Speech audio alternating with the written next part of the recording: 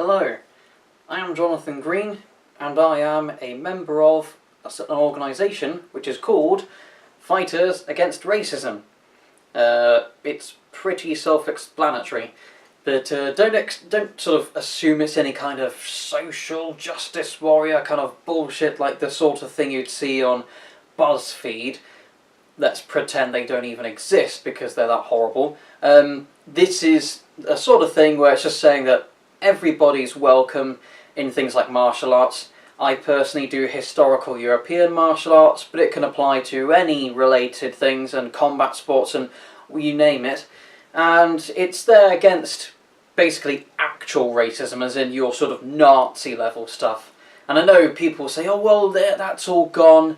But if you take a look at this example, this is from a blog showing that, and in fact a whole forum showing that actually, yes, there are actual Nazis out there, including in various things like sport fencing, historical European martial arts, MMA, boxing, you name it. So it helps to have areas which we can say, you know, we're part of Fighters Against Racism, or even not necessarily officially so, but just people with the sort of concept of saying, yes, people of all races, genders, ethnicities and all of that are welcome. Because sometimes when you are of certain minority groups like that, it can be a problem. Because there are serious problems like that in certain groups.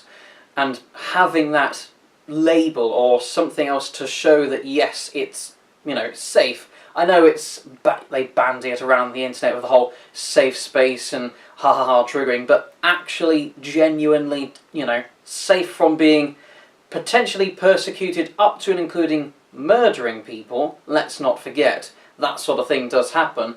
Like for example at certain rallies and things, people have been run over. In fact, even more recently here in Britain, people have been attacked in places like mosques. So it is something that needs to be mentioned that, yes, we need to have certain areas that we can say are safe havens from being persecuted or murdered.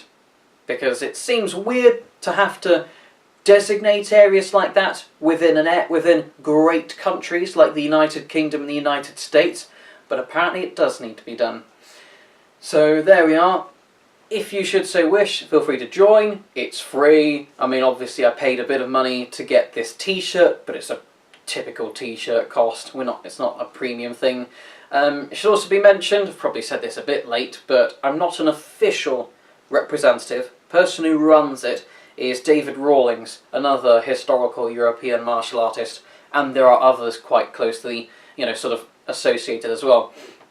I'm just one of these sort of ordinary members, but there doesn't really seem to be any kind of hierarchy or being bossy. Again, we're all after the same thing. We just want people to get on with these sorts of martial arts and combat sports without being bullied. Simple as that. And indeed, some people turn and will say, well, let's keep politics out of these things.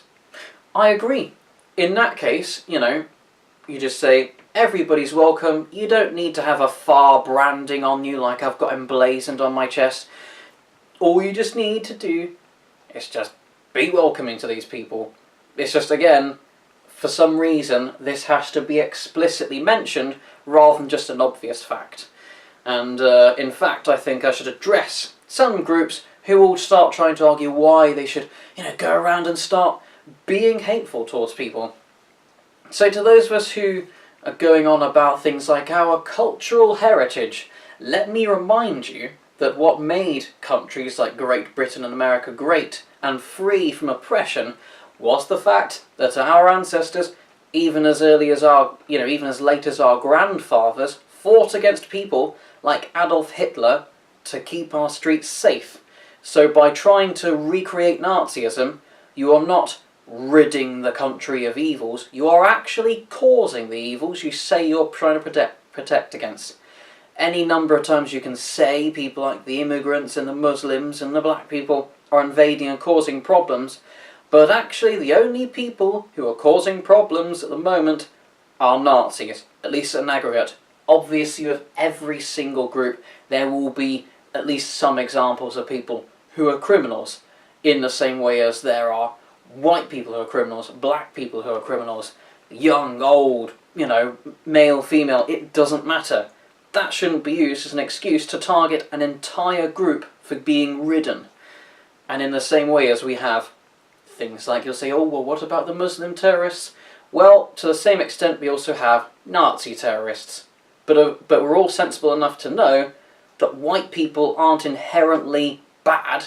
It's just that there are certain individuals or particular groups who are terrorists, and they need to be tried or perhaps executed, whatever you see fit, in accordance with the law. Fair enough.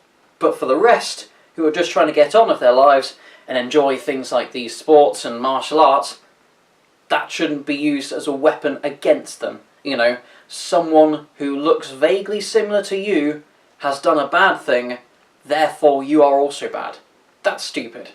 Additionally, to Christians, and I know there are some, and that seems very ironic, let me remind you that Jesus did not go around looking at people from the other faiths, like, say, Muslims, or, in their case previously, your polytheistic Romans and Greeks and other people. He did not go around and saying, you're bad, therefore we're going to persecute and kill you.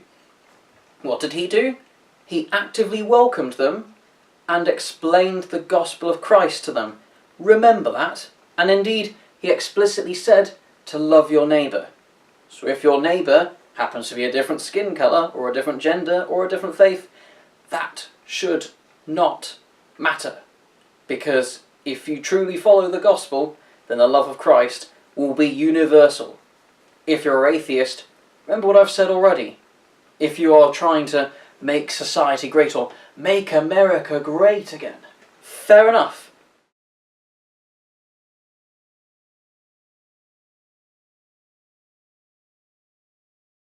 Again, it shouldn't really be needed to have so over-the-top and explicit organisations like Fighters Against Racism, this kind of, look at me, I'm, virtue signalling, they'll say.